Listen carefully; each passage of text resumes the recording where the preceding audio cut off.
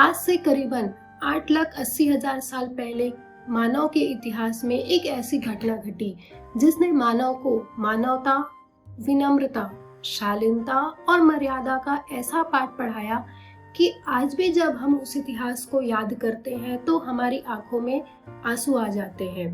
इस इतिहास में एक राजा है और उसका संघर्ष है जो लंबे समय से चलता आ रहा है, अनंत काल से चलता आ रहा है, जो उनके बैकुंठ धाम जाने के बाद भी आज कलयुग में उनके अस्तित्व को खोजा जा रहा है।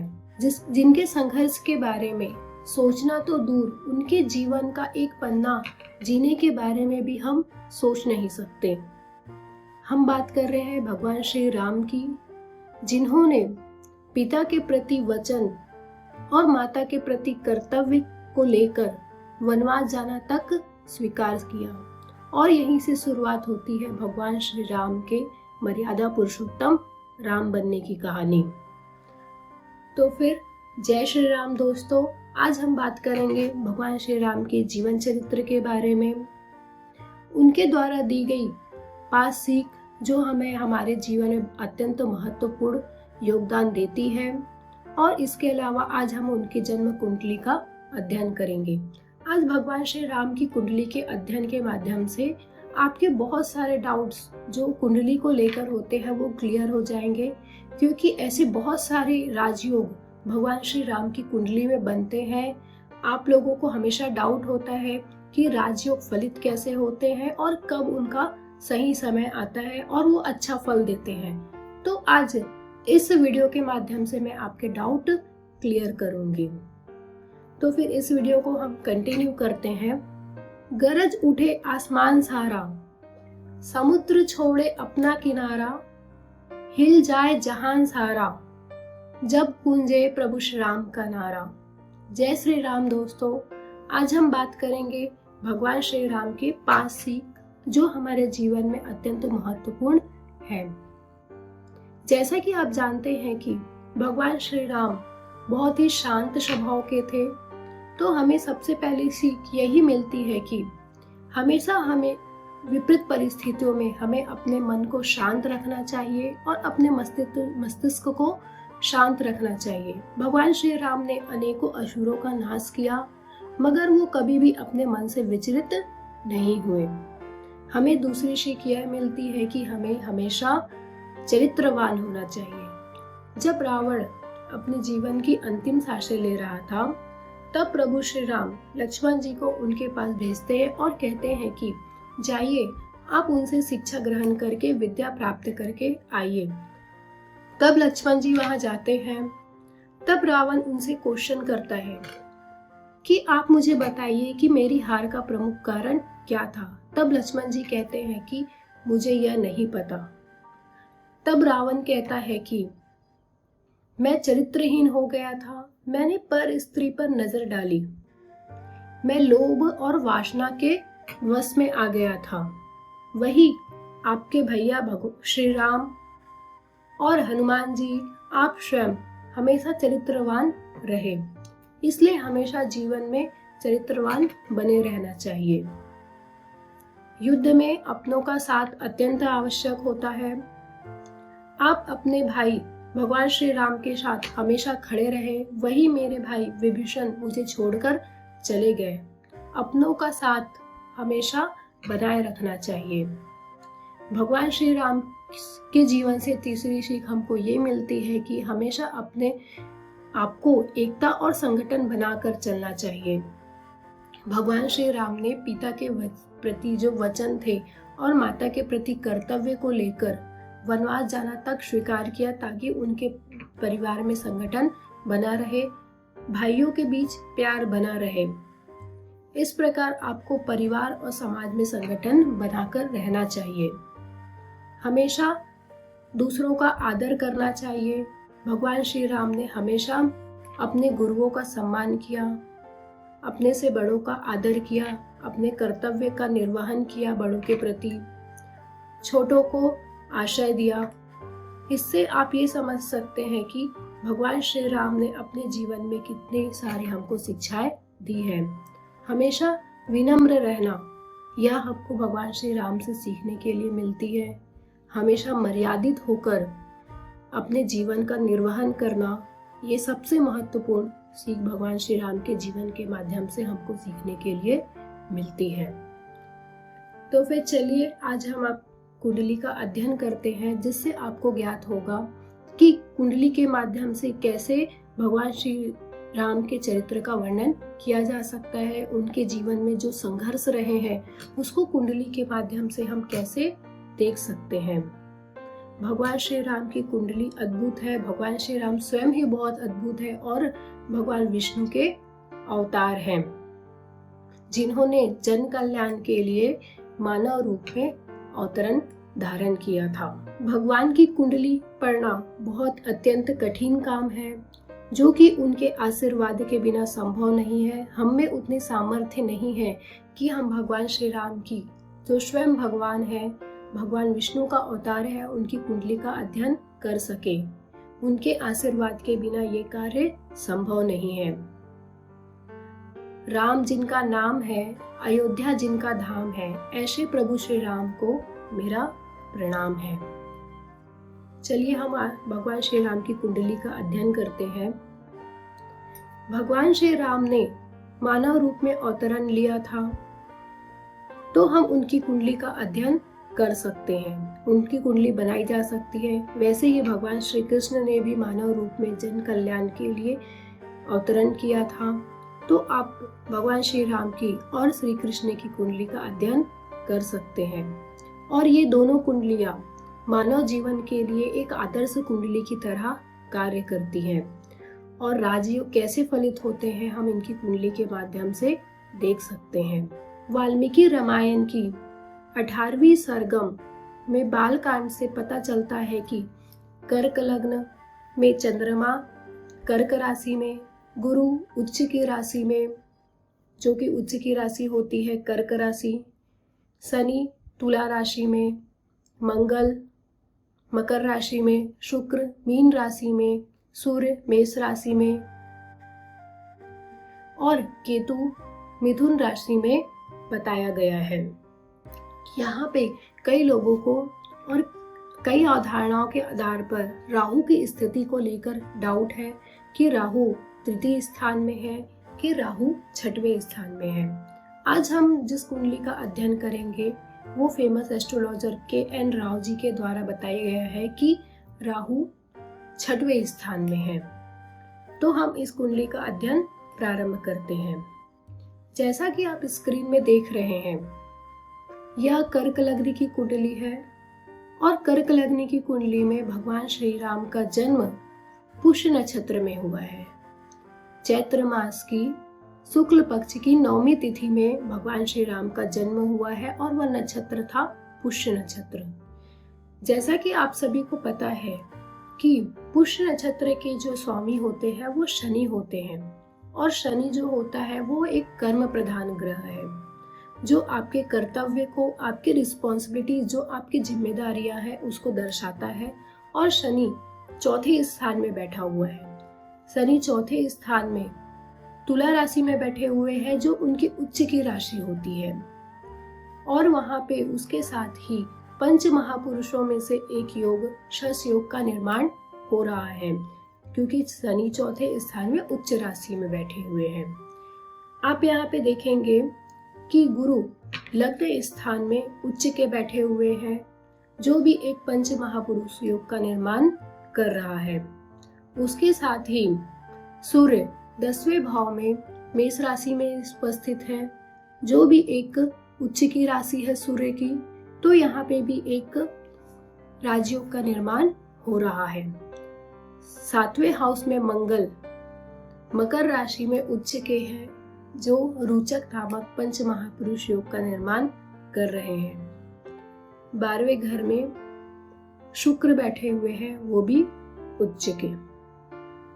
अब आप यहाँ पे देखेंगे कि पंच महापुरुषों में से जो 5 महापुरुष योग होते हैं, उनमें से 4 भगवान श्री राम की कुंडली में बन रहे हैं।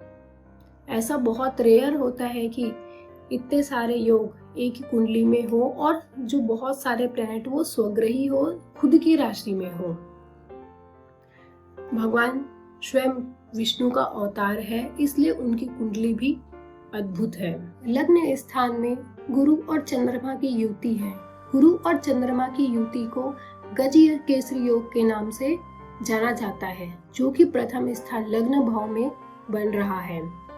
इस योग के चलते भगवान श्री राम, इस योग के प्रभाव से भगवान श्री राम बहुत ही शालीन नेचर के थे, शालीन प्रवृत्ति के थे। और चौथे हाउस में जो शनि बैठा हुआ है वह उच्च का, उनको मर्यादा पुरुषोत्तम राम बनाता है।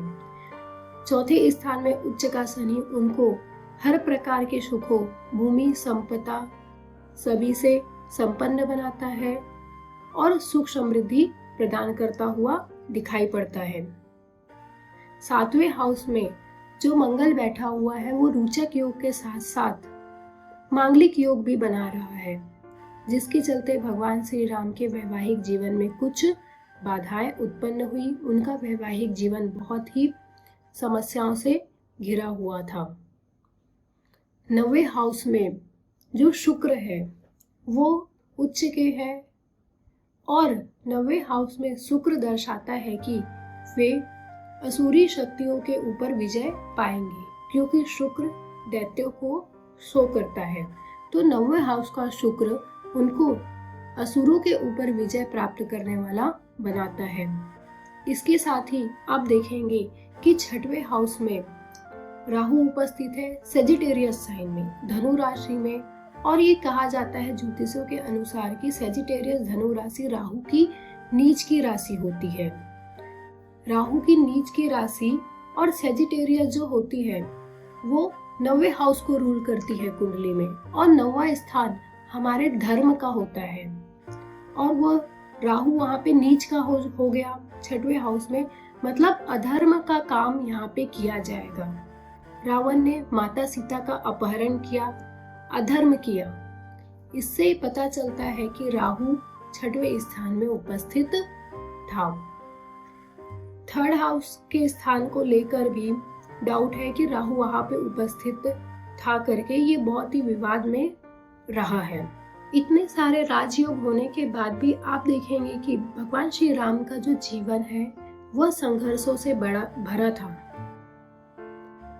भगवान श्री राम का जन्म पुष्य नक्षत्र में हुआ है, जिनके स्वामी ग्रह शनि है, जो कि एक कर्म प्रधान ग्रह है और जो चौथे स्थान में बैठे हुए हैं। चौथा स्थान आपकी माता का होता है, सुख स्थान होता है। शनि जिस स्थान में भी बैठते हैं वो आपके जो कर्म शेष रह गए हैं उनको दर्शाते हैं कि उस हाउस के प्रति आपके कौन से कर्म शेष रह गए हैं। चौथा स्थान माता का था, तो माता कैकेयी के प्रति जो कर्तव्य और कर्म शेष थे उनका निर्वहन करने के लिए भगवान श्री राम को अपना घर का त्याग करना पड़ा और वनवास जाना पड़ा, क्योंकि चौथा स्थान आपका घर होता है, आपका सुख स्थान होता है, जिसका भगवान श्री राम को त्याग करना पड़ा। इसके अलावा भृगु सरल पद्धति के अनुसार आप देखेंगे शनि जिस स्थान में बैठता है उससे चौथे स्थान में किसी एक विषय में उतार चढ़ाव जरूर करता है।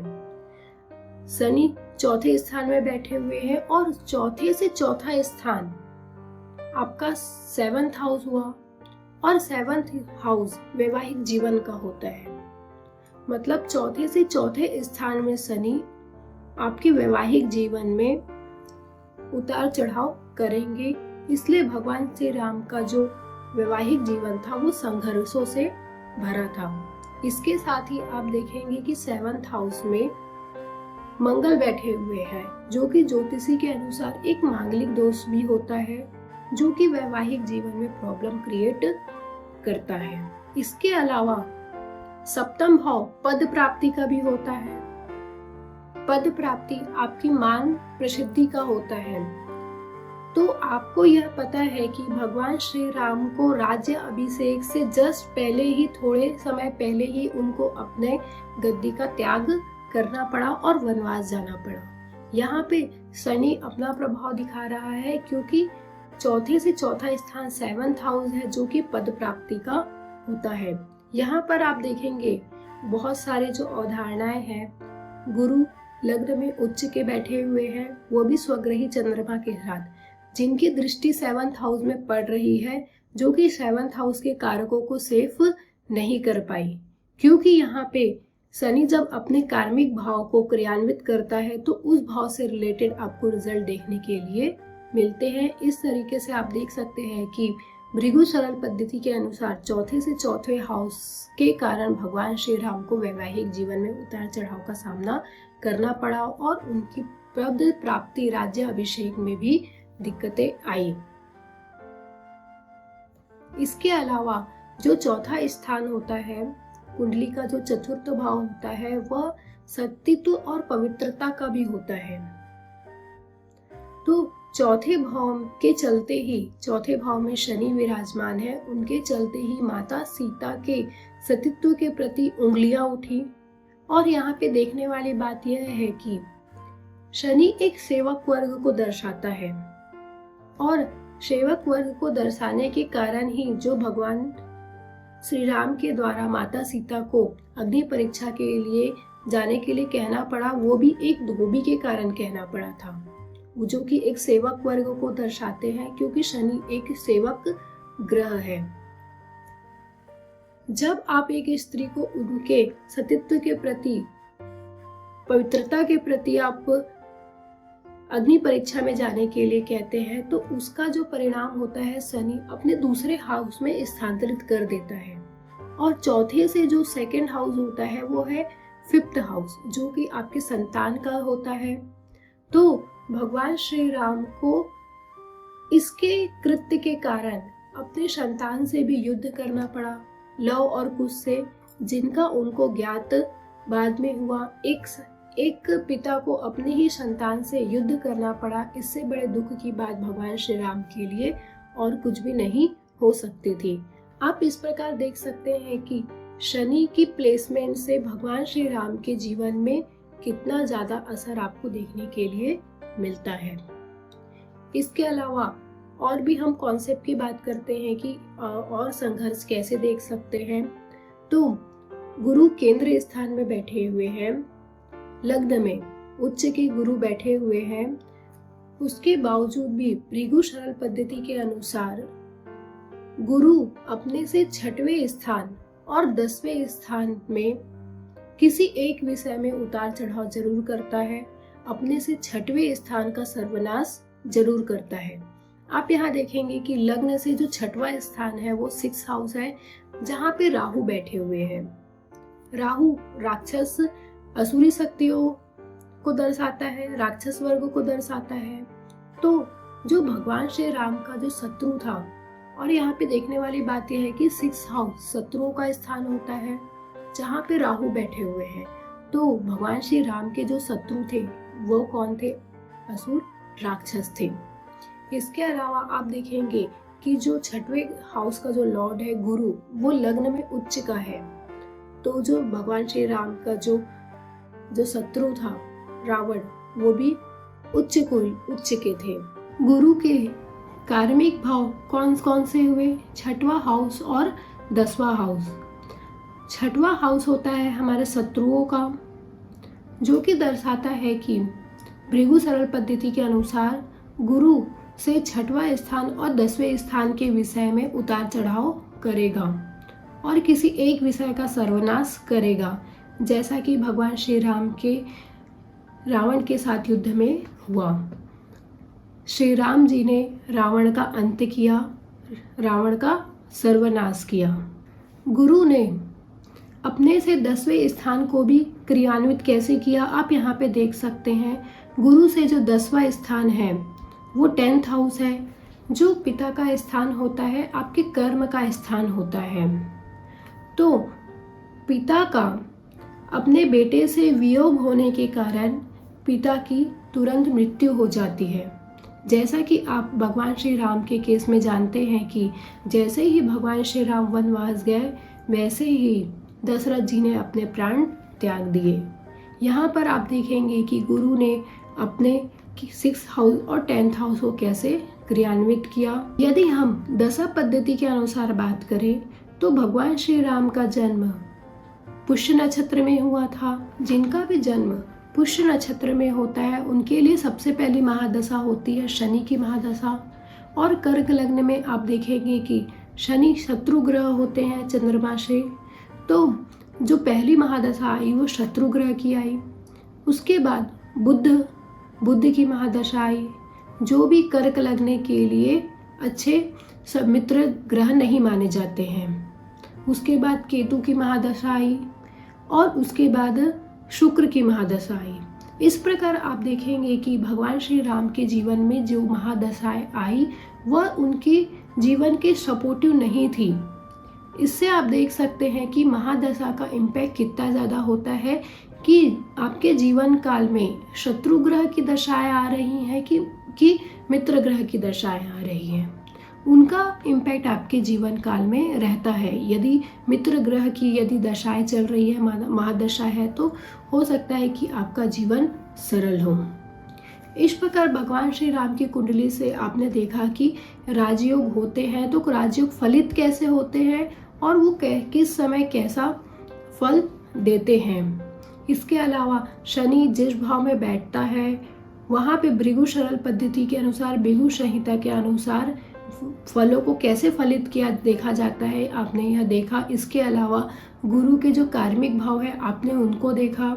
इस प्रकार आपने भगवान श्री राम की कुंडली देखा जो राजयोगों से परिपूर्ण थी और उनके जीवन में जो संघर्ष आए, जो उनको मर्यादा पुरुषोत्तम राम बनाई और वो भगवान श्री राम एक आदर्श बनकर एक आदर्श मानव जीवन लेकर हमारे सामने आए। तो इस कुंडली से आप समझ सकते हैं कि राजयोग कैसे फलित होते हैं और दशा और महादशाएं कैसे सपोर्टिव होती है और नहीं होती है आपके जीवन काल में। होप ये वीडियो आपको पसंद आया होगा। आगे की वीडियोस के लिए मेरे इस चैनल के साथ बने रहे। यदि आपने मेरे चैनल को सब्सक्राइब नहीं किया है तो please like and subscribe my channel. जय श्री राम।